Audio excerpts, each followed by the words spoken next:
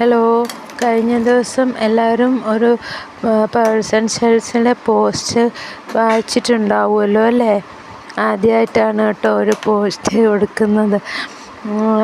അതിൽ പറഞ്ഞിട്ടുണ്ട്, ലാസ്റ്റ് കപ്പ പുരാണത്തിൽ ലാസ്റ്റ് പറയുന്നുണ്ട്, കപ്പ പുഴുക്കുണ്ടാക്കുന്ന കാര്യം പറയുന്നുണ്ട്. അപ്പോൾ ആ വീഡിയോ ആണ് ഇതിൽ ഇന്നുള്ളത്. കപ്പപ്പുഴുക്കാണ് ഉണ്ടാക്കുന്നത്. അതിനായിട്ട് നമ്മൾ കപ്പ എടുത്തിട്ട് കുഞ്ഞു കഷ്ണങ്ങളായിട്ട് കൊത്തി നുറുക്കി ഒരു 4-5 വെള്ളത്തിൽ നല്ലോണം കഴുകി വാരിയെടുക്കണം. കാരണം കട്ടുണ്ടാവും. എന്നിട്ട് അത് കുഞ്ഞു കഷ്ണം അത് നമ്മൾ അടുപ്പത്ത് വെച്ച് വേവിക്കണ സമയത്ത് നമുക്ക് അരച്ചെടുക്കാം. അതിനായിട്ട് തേങ്ങയും കുറച്ച് തേങ്ങ വേണം, പിന്നെ കുഞ്ഞുള്ളി വേണം, വെളുത്തുള്ളി 2 അല്ലി വെളുത്തുള്ളി വേണം, പിന്നെ ജീരകം വേണം, പച്ചമുളക് വേണം, മഞ്ഞൾപ്പൊടി വേണം. ഇത് ഇത്രയും കൂടെ നമ്മൾക്ക് അരച്ചെടുക്കാം മിക്സിയിൽ. ഭയങ്കരമായിട്ട് അരഞ്ഞു പോകണ്ട, എന്നാൽ തീരെ അരയാതെ അല്ലാണ്ട് ഒരു മീഡിയം ഇതിൽ നമുക്ക് അരച്ചെടുക്കാം.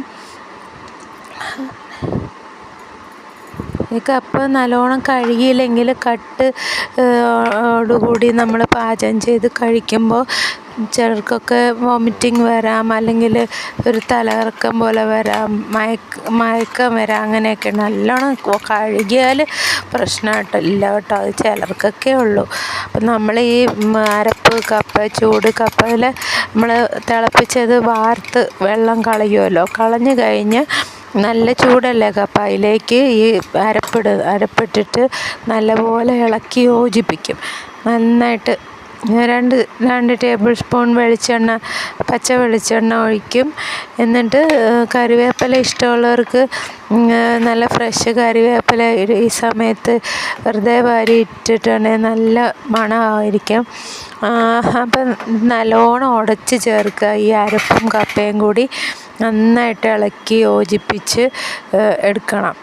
അത് ഇപ്പോൾ നമ്മൾക്ക് ചോറിൻ്റെ കൂടെ കുറച്ച് കറി പോലെ അങ്ങനെ ഒഴിച്ച് കഴിക്കാൻ ഇഷ്ടം ഉള്ളവർക്ക് അരയ്ക്കുമ്പം ഇച്ചിരി കൂടെ വെള്ളം ചേർത്തിട്ട് അരച്ച് കുറച്ചും കൂടി നന്നായിട്ട് അരയ്ക്കുക.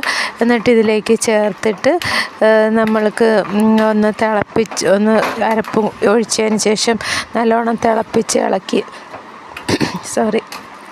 ഇളക്കി ചേർത്തിട്ട് നമുക്ക് കടുകൊക്കെ പൊട്ടിച്ച് ഉള്ളിയൊക്കെ മൂപ്പിച്ച് ചേർക്കാം. അതൊരു നല്ലൊരു കറിയാണ്, ചോറിൻ്റെ കൂടെ ഇങ്ങനെ ഒഴിച്ചിട്ട് കഴിക്കാം.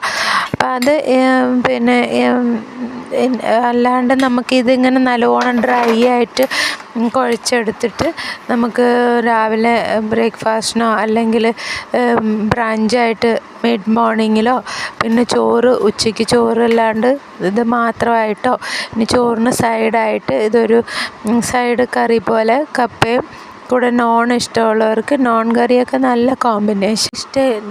ഇനി ഇഷ്ടമില്ലാത്തവർക്ക് വെറുതെ അച്ചാർ മാത്രമോ, അതല്ലെങ്കിൽ കടലക്കറി, രാജ്മ കറി, നമ്മുടെ സാമ്പാർ ഒക്കെ നല്ലതാണ്.